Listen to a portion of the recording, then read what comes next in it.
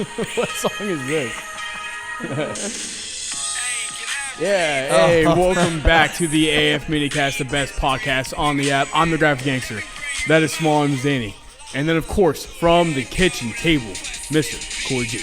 What up, what up, what up, what up? That's some old Master P? What is that? Flies and Neo. Neo. Danny, that sounds like your playlist. That's Neo. You were just listening to, what's the song you always like? Kiss Me Through the Phone. So Oh, yeah. You just had that on, so that's what made me think of it. So. Kiss Me Through the song Phone. you Rachel got hates that song. She's like, that doesn't even make sense. I'm like, well, yeah, I can't actually kiss you through the phone. But anyway. All right. What's good? You are back. Another episode of the best podcast on the app, like the graphic gangster said. Today, I was really excited because it is day 8, and I made 400 meters in 12:38. Now, my best time is 7 minutes and 7 seconds all time. But then, like, literally 6 days ago, I did 23 minutes, I think it was. So, feeling pretty good about that. I feel like my body's starting to change already, and I'm excited to be back in the game with y'all. And there's a lot of new people coming to the app, restarting streaks, re-excited about it, and I am excited about it also. So, I just want to say shout out to everybody that's getting back on the lunge game. I wasn't doing it because I chose to not do it. It was like kind of hard to get myself back together, but my hips, I'm just managing it 400. Like, I'm not rushing to 800. I'm just trying to complete the task and feel good and go from there. So I'm excited about that. It feels good to be back. It really does. And people are responding to it well. So anyway, that was my opening statement. What do you guys got? I mean, so this is kind of an interesting time, like when you're, hopping back into a new lunge streak. So you're a week in. How are you feeling right now? Like, are you feeling like super sore right now? Your body's kind of in that recalibration, type of phase where it's trying to figure out like, the recovery, how much you need to eat, how much you need to take into account like your aminos and endurance, stuff like that. So why don't you talk about that a little bit? Well, and it's kind of weird because I went from doing 60 minutes of conditioning every day to like today I did 12 minutes and 38 seconds. So like, yeah, my body weight's kind of stayed the same, which I kind of anticipated because I had a ton of water probably in my legs and just like recovery. I was really only like super embarrassing sore for about 3 or 4 days. Then my legs don't hurt anymore, but my hips were super tight. So like today, actually I'm going to do a knowledge bomb on something I figured out today. But anyway, so it's like now my plan is if I can just like not be tight going into the lunge, I feel much better after, and super encouraging. I think the ability to do what I've been doing for a decade, basically, on a regular basis, again, even though it's only 8 days in, feels amazing. And the response that I've got from the internet and this, obviously in the Cory G community, has been really, really cool. So I want to be able to get back to 800 at some point, but right now I'm just focused on consistency at 400 and just back even into the like listening to the material with lunging and that intensity, and then being able to kind of like do a little video at the end. I'm loving the format so far. So it's been cool. So I feel good. Cool. Optimistic, Danny, I would say. I like it. So this kind of plays right into Jules' question. So I don't know if you saw it on G Social, but she said my knee looks like it has a golf ball in it. Doc says it's pre-patellar bursitis. What the fuck that is. I don't really have pain with it, just uncomfortable when I kneel on it. He said it should go away on its own in a few weeks if I stop doing whatever caused it, which my guess is contacting the concrete basement floor when I lunge, even with knee sleeves on. Part of me wants to continue what I'm doing. Part of me says continue lunging without touching that one knee to the ground. I want to keep the lunge game strong, but also want this condition to subside.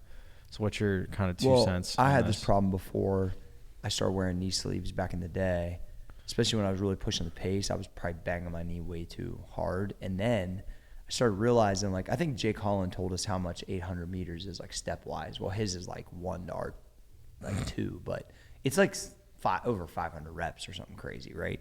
And so if you think about it, if I was just taking a fucking mallet and just tapping you in the fucking knee 500 fucking times, and you do that every day for months and years, like it's gonna have a reaction, right?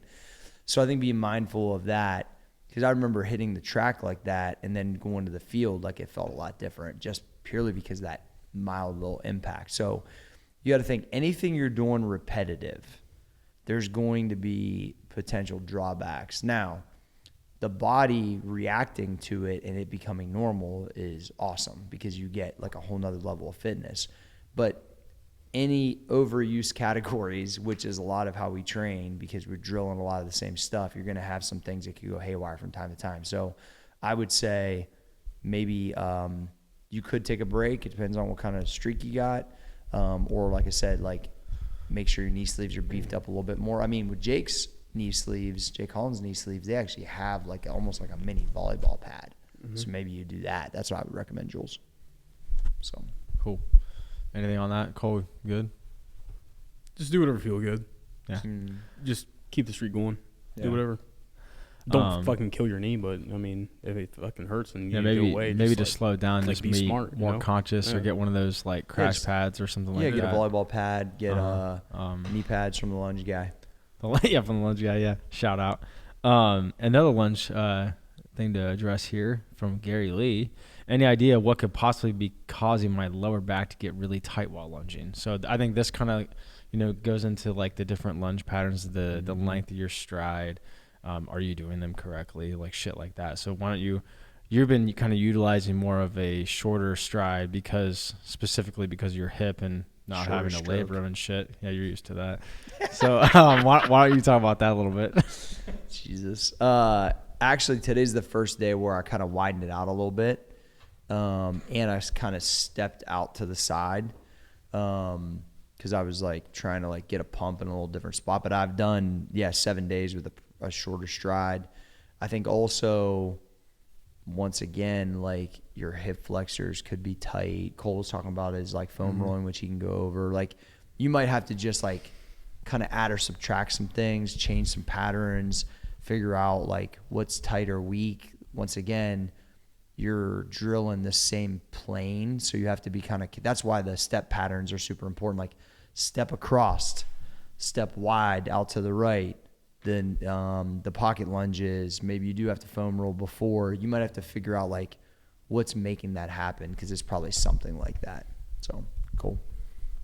Yeah, I think it's probably a multitude of things. If you're sitting all day and your hip flexors are tight, you need to make sure that you're stretching and foam rolling out all the time, so that way your quads aren't super tight, because if your quads are tight, then it's going to go straight to your hip flexors. If those get tight, then it's going to go straight to your glutes, and if your glutes are tight, it's going to go straight to your lower back. So it's probably all this shit down here. Then along with that, I would check and make sure, like, while you're lunging, are you super hunched over, like putting more strain on your back, or is your chest more upright? I'm going rogue right now. I'm gonna show you guys what I learned today. All right, I'm we can going use this rogue. for the fucking internet. All right.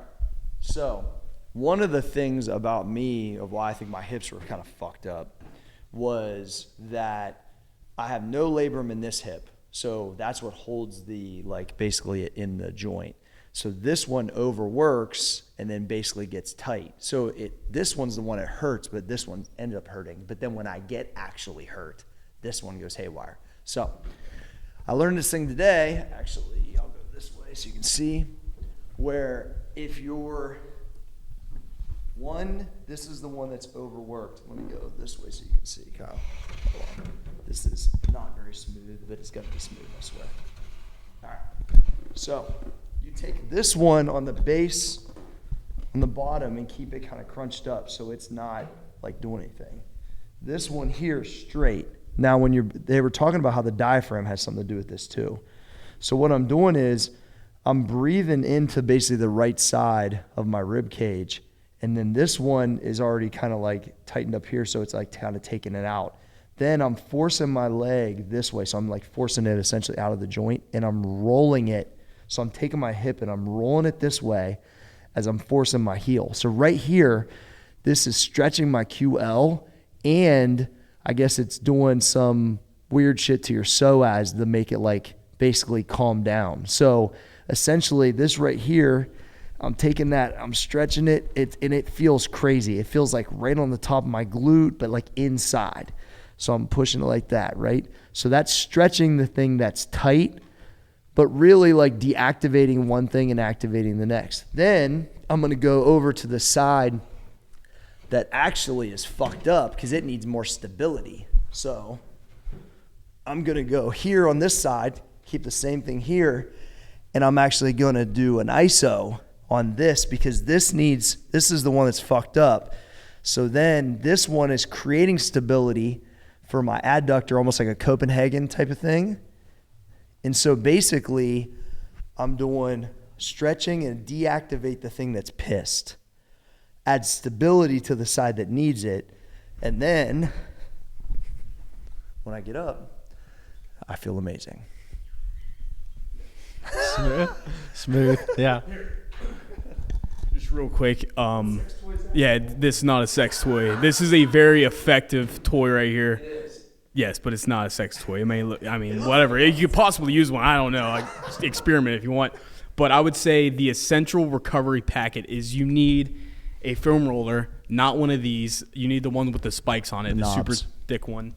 That's in my car, actually. You need a right, which super dick spikes ones with the thick ones. Yeah. Okay. I mean, you need it. It kind of needs to hurt a little bit. You know what I mean?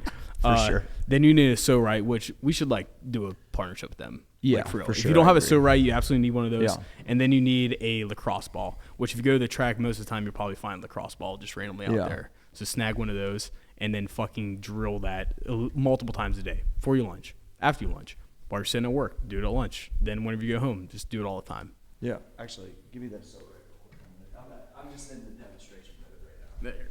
All right. So the right, which does look like a sex toy, but we're not going to use it like that. Okay. Shout out. Right. Listen, your psoas runs like the way that Kathleen explained it back in the day, like guitar strings that go on each side of your abs, right? Which is why this is here. So it tightens down, and then you're kind of like this. It's from sitting, it's from training, it's from all that shit. But I use this right 2 ways, actually. Jesus. All right. The first one is usually if your psoas is tight, your QL is tight, which is kind of like a release that I just did there. I'll actually do where I'll put this fucking thing right on my QLs on my lower back, right above, like kind of like the, I don't know, my ass cheeks or whatever, right in that groove of your low back where it's super tight. And then I'll do one of these numbers and just balance my body weight and breathe, and it's sinking into my lower back, which feels pretty awesome. And then I'll just kind of try to shear, which I learned from Kelly Starrett, give you your pain face like this fucking hurts. Just basically try to move while the pressure is there. So it kind of like releases the lower back a little bit. Then use the right for what it was supposed to be used for, which is find your actual psoas, like right on each side of like probably your belly button. Yeah, just be careful finding it. Dig in that motherfucker. Sometimes I'd have my kids stand on my back too and just breathe through it. Once you find it, it feels like literally guitar string on each side, and just breathe into it and just try to like basically try to make sure that thing will fucking damn near touch your spine. That's the plan. Did you get that, Kyle? All right. Got the shot. This is the most demonstration we've ever done. That's amazing. Yeah, it's pretty awesome. Yeah, that was pretty what Cole said about the leaning forward thing. That's what I've noticed it the most when it lights up my lower back. And then sometimes doing like stationary and then doing a reverse lunge. I notice it more on that. I don't know. Just kind of varying up like your step patterns too. I think is something that's kind of overlooked. You kind of get into this zone of like, I need to go as fucking fast as possible every single time, which I think is kind of missing the mark a little bit. Yep. I mean, from ground zero, you have to be able to do a walking lunge correctly. Yep. And then from there, like you can start speeding them up, and then you can start getting into different lunge patterns, like even like the pocket lunges, which is an entirely different intention in itself, obviously. If you're not getting a pump at all, that means some shit's probably shut down a little bit. Or you just haven't ate enough carbs potentially. But the reality is, like, if I come out of the lunges and I don't really feel anything at all, that's not a great sign, I don't think. Like today, when I was leaving the track, my legs were all blown up. So I changed the pattern today looking for the pump, which sounds hilarious. But that's literally what I was doing, is that the tight pattern basically had my legs all blown up. And then yesterday, not so much. Like I did faster time. I widened it out a little bit and immediately. So it's almost like I'm like searching for the pattern or the spot to keep everything active essentially with how I am. Now, if you ain't got nothing wrong, it might not even be a thing, honestly. And I guess the only other thing to really touch on potentially is just like, what do you do before you go into the lunges? So like, do you do any sort of warm up or prep work, or like is it kind of dependent on the day? I know at least for me, like I tend to just go straight into it almost. Yeah. Or maybe I'll do like a, half-mile incline walk or something like that before. And then obviously I'm not coming out the gate like going as fast as I can, right? So that's pretty much. Do you guys do anything specific? Do you guys do some hip circle shit, or you just kind of go? I just did 300 pull-ups today in an hour and then went and lunged.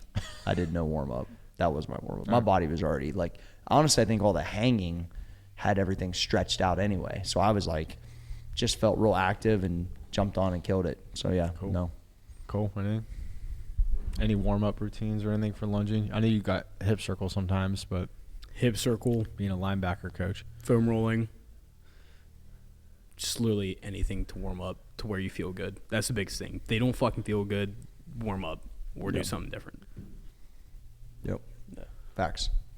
What else you got, Danny? I don't know. I feel like we should keep it in the lunge category now because that's pretty much it. I mean, is there anything else you guys think we should cover from now? I think like the scale of it, like just go try 200 or 100 or 5 minutes, or like come up with something that it doesn't, you're going to be sore whether you do like 100 meters, 400 meters, whatever. I will tell you, if I was doing 800 meters like I had in the past, I think I'd be a fucking wreck right now. Like I think 400, although today's time was like reasonably okay for my kind of old standards, it's still like if it was 800, I think it'd just be too much. And even when I go to 800 eventually, I'm probably not going to just times 2 my volume, meaning like I'm going to try to scale it like 10%, like being smart about it. So like if you're going from 0 to 1, whether you lunge and you aren't like in shape, go 100 meters, maybe 200 meters. It's going to hurt no matter what. But what's interesting is in 7 to 14 days, whatever the first one felt like will feel easy. Your body will adapt relatively fast, but be ready to be so sore like you can't get off the pot. And that's just what it is. But here's what I'll tell you I feel again that I haven't felt in a while is otherwise my training's been great too because of all the Pump 30 stuff. And like I could feel my hormones just jumping literally in the first 4 or 5 days because I just haven't trained like this in a little while. And that's a big reason why I did it in the first place was you're training legs intensely every day. Your metabolism feels like it's on fucking fire and you build an absolute fucking machine. And that's what we're doing out here in the streets, building everyone to be fucking machines. So I feel like I'm in the front side of machine mode again. Yeah. It's kind of exciting. For sure. So, I mean, this is where you got in the best shape of your life. So. Yeah, 100%. 100%. Cool. You got anything to add? Good? No. I think shout out to everyone that gave us great feedback about the Island event. Just want to kind of throw that out again. And do us a favor, like tell your friends about it. We'll have some stuff coming up soon to help get everybody engaged. We're working on the next event. We're going to keep this momentum going, and we'll start to talk about, obviously, I Want Abs here relatively soon, too, which some of you guys already know because you were here. You saw the prize. But Content Kyle was out here in streets, and Cole was helping yesterday on some cool content. So it's coming up soon. Yeah. What are you going to say, Dave? No, you're small? I'm seeing on the song I was playing, I'm seeing the graphic artwork on this. This is pretty amazing. Yeah. So. Who is it, R. Kelly? You wish. It's not Diddy. It's not Diddy. It's not Diddy. That's all that matters. We won't be playing. Don't go down that Diddy rabbit hole, boy. No Diddy. Don't go down the Diddy rabbit hole. This was not found in Diddy's mansion. Cole got that in Diddy's house. It wasn't in there. Diddy proof. Yeah. Yeah.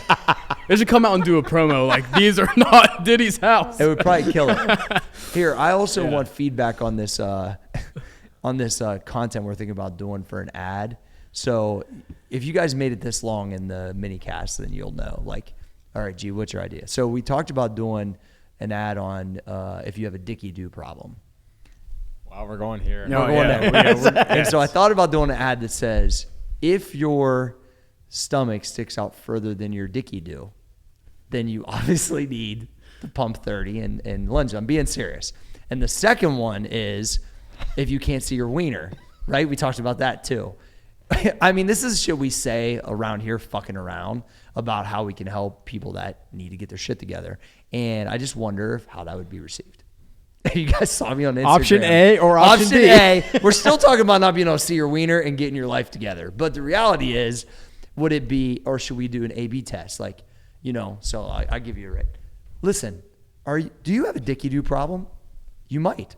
Does your stomach stick out more than your dicky do? And if it does, I've got the answer. Or is it B, can't see your wiener? Having problems? I can help you. Like, dude, what? Yeah. All right. It wrap could work. up. Yeah. All right, Danny, hit the outro. Yeah. Here, let's take it home. Yeah, this has been another eventful episode of the AF Minicast. This is why this is the best podcast we have. Leave a comment on G Social. Do you want ad A or option B? And we'll test it and see how it goes. So I'm the Graphic Gangster. That's Small Arms Danny. That's Cory G from the kitchen table. We'll see you next week.